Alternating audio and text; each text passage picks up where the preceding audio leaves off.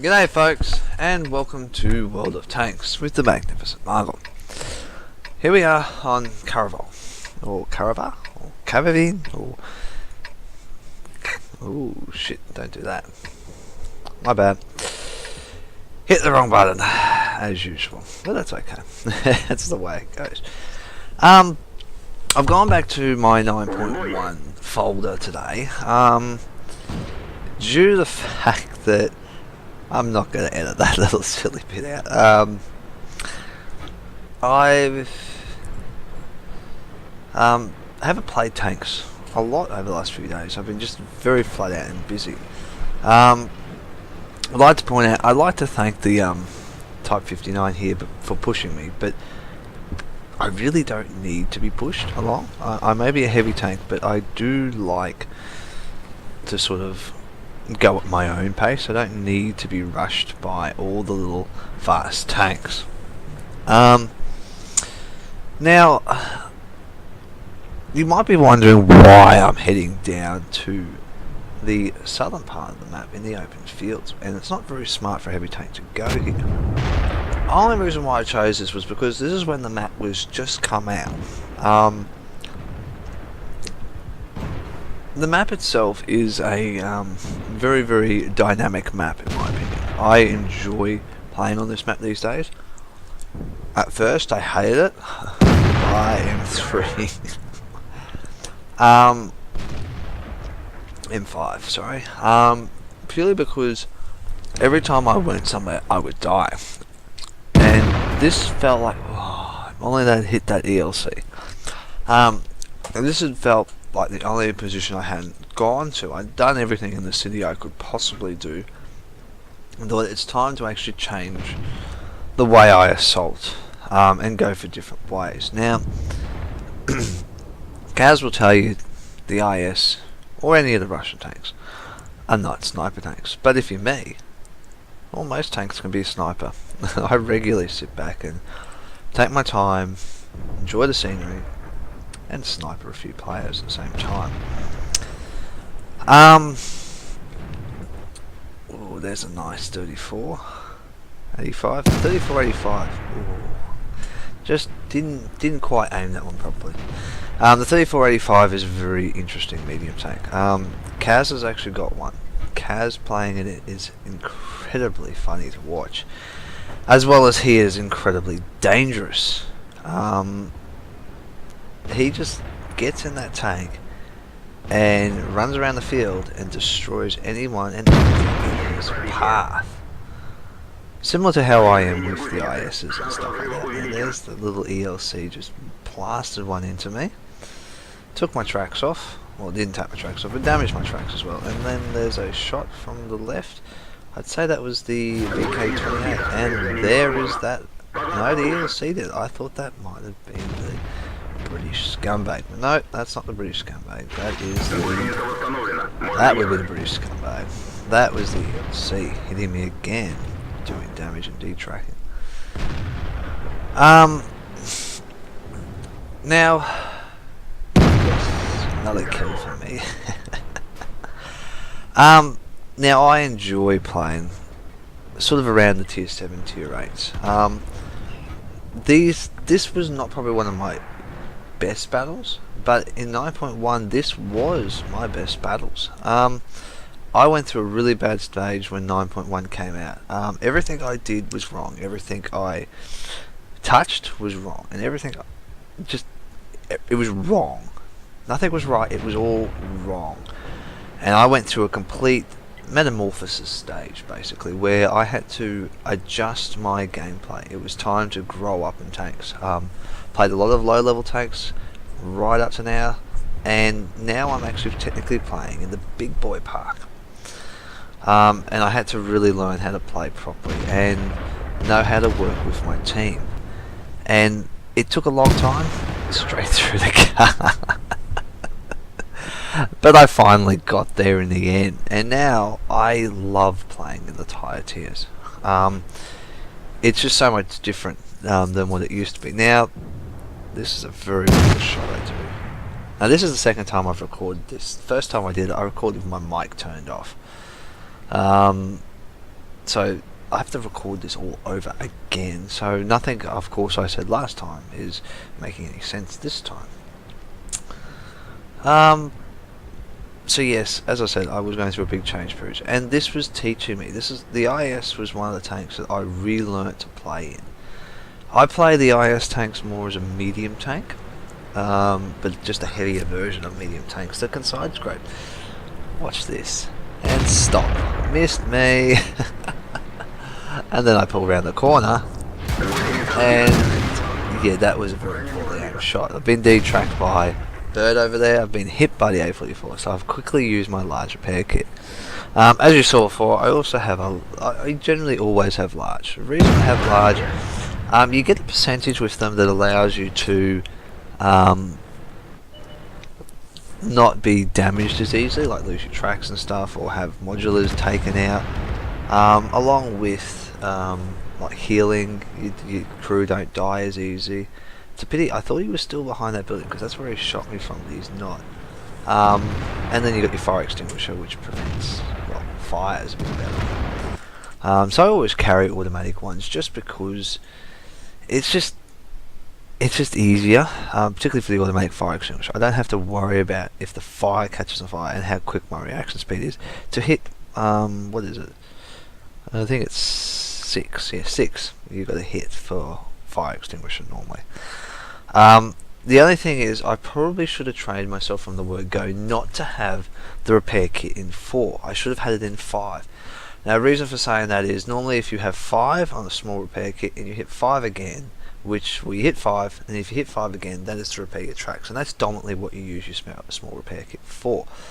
First aid is generally because your driver is dead, and which is 4 and 4. So, or your gunner, I can't remember which one it is actually, to be honest. But they're the things I should have trained myself from the start to do, but it was just something I didn't pick up at the time. So I recommend that if you don't do that, try to train yourself if you're new to this game and you're looking at my videos and stuff.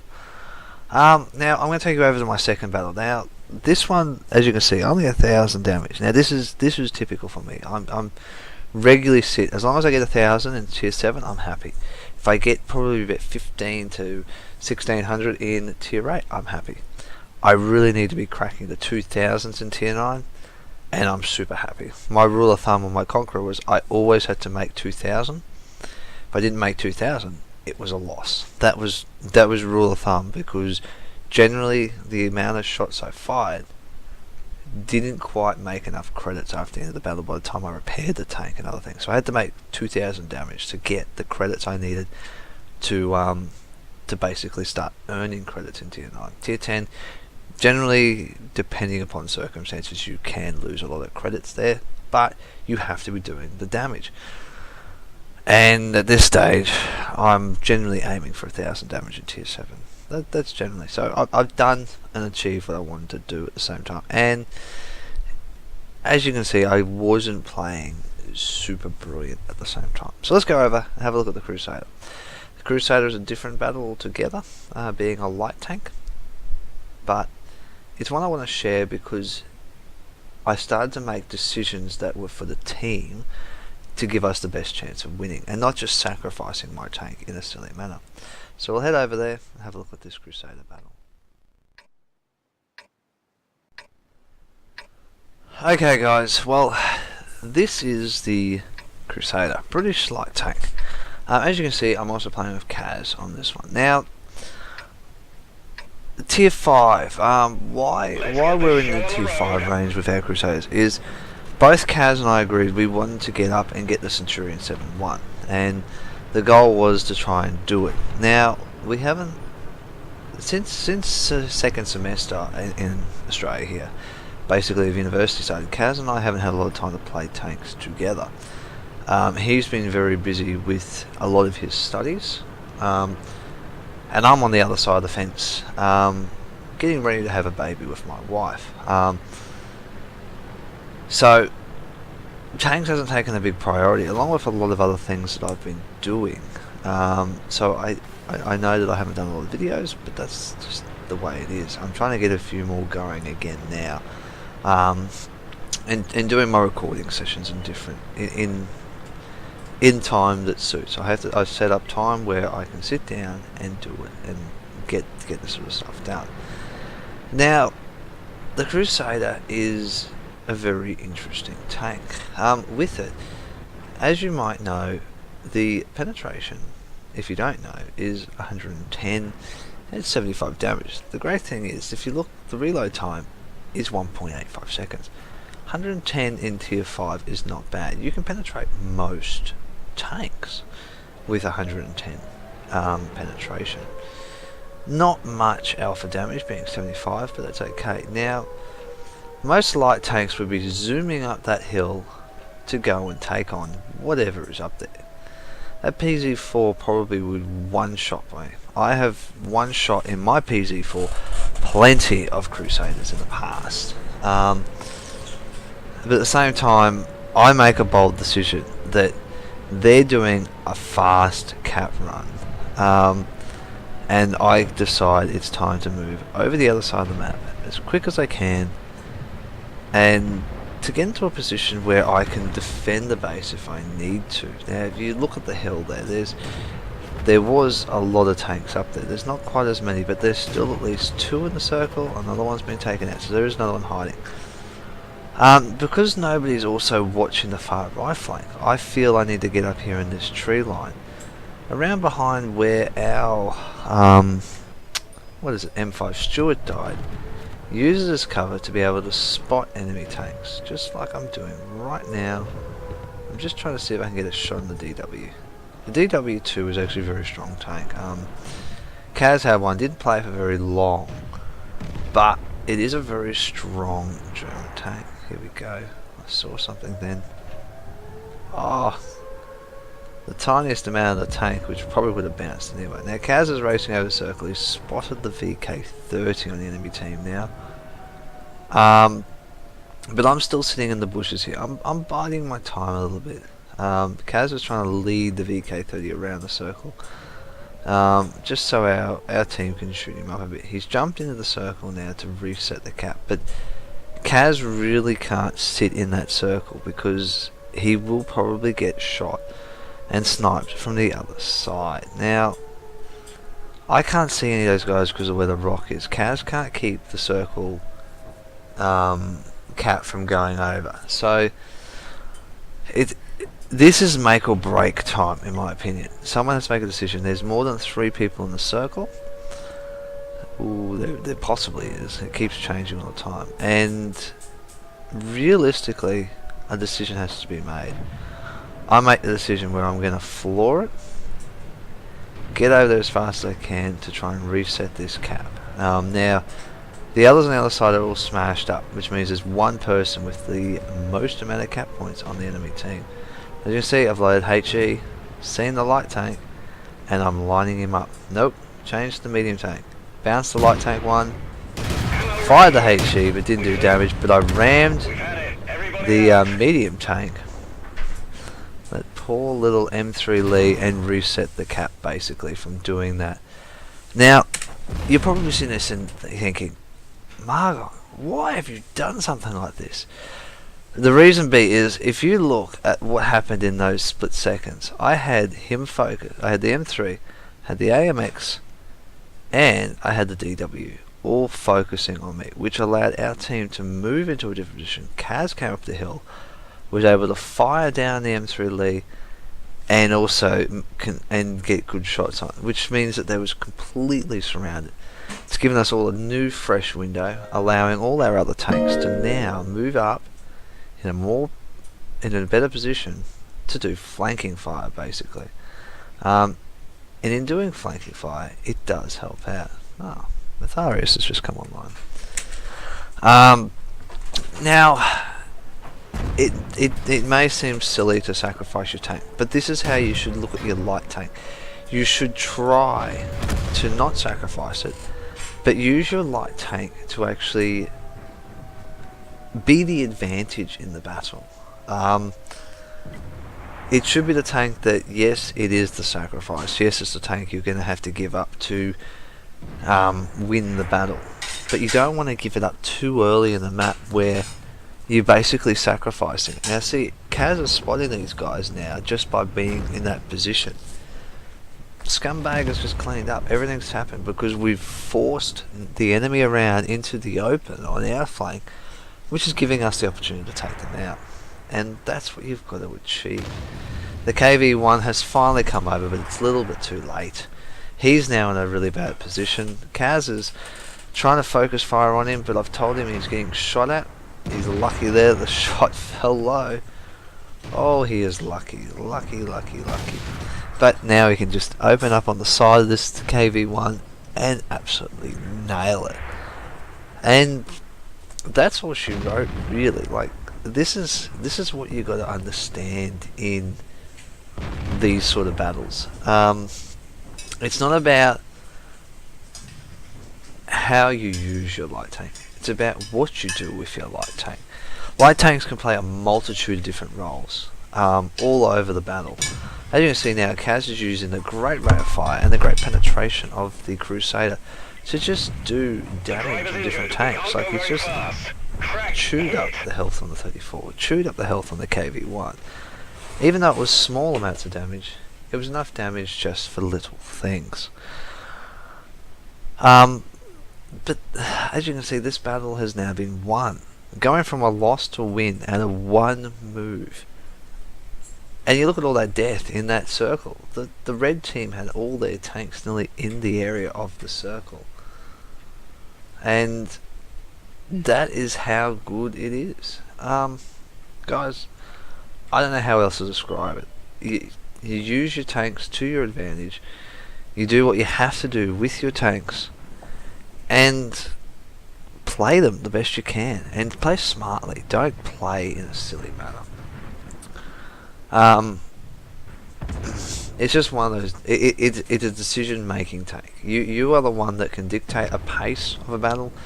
You can also dictate the victory of a battle very easily in a light tank. Look at this. Kaz is just moving around. He's spotted the enemy.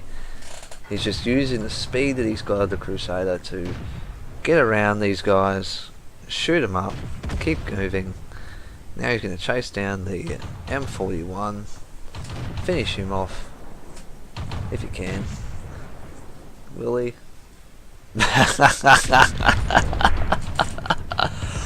Oh, I'm sorry, guys. That is just that's heartbreaking right there. Playing the battle that Kaz just did, and I can't remember. I haven't put this up on XVM now, and I really can't do it because it's a 9.1 battle. But that's heartbreaking in itself. To actually come over that hill and the M41 one-shot him like that's just not fair. Look, guys, I hope you've liked this. I hope you've enjoyed everything that I've done. I know some people have said congratulations comments out of the subscribers I have, and I thank you guys for that. It's great to know that I have got a fan base and a support base as well. That's how all YouTubers start. You all start from the bottom and work your way up. But outside that, guys, look, when you're playing tanks, play smart. Don't play stupid. Try different things in lower tier tanks to get to learn your tanks. By the time you get up to the higher tier tanks, you've got to be able to make a judgment very quickly on what you need to do in a handful of battles. You can't spend sort of 50 battles learning a tank, because that could be quite disastrous. You need to sort of focus on, right, I got to have this tank, know how to side scrape, know how to bounce, know where to go, know where to move. And generally watching these videos will help you out in achieving that sort of stuff to become a better tanker. It has helped me. I do watch a lot of tank videos. I also watch the Twitch TV feeds as well on a lot of guys, because they also show me different things and a lot of different moves. Outside of that, guys, not much else to it other than having fun, enjoying what you do, enjoying any game you play, no matter what it is. Outside of that, happy hunting. Whoop, whoop, whoop. Oh dear, I pushed the wrong button again. Not a good night tonight. Happy hunting, guys. I'll catch you on those battlefields.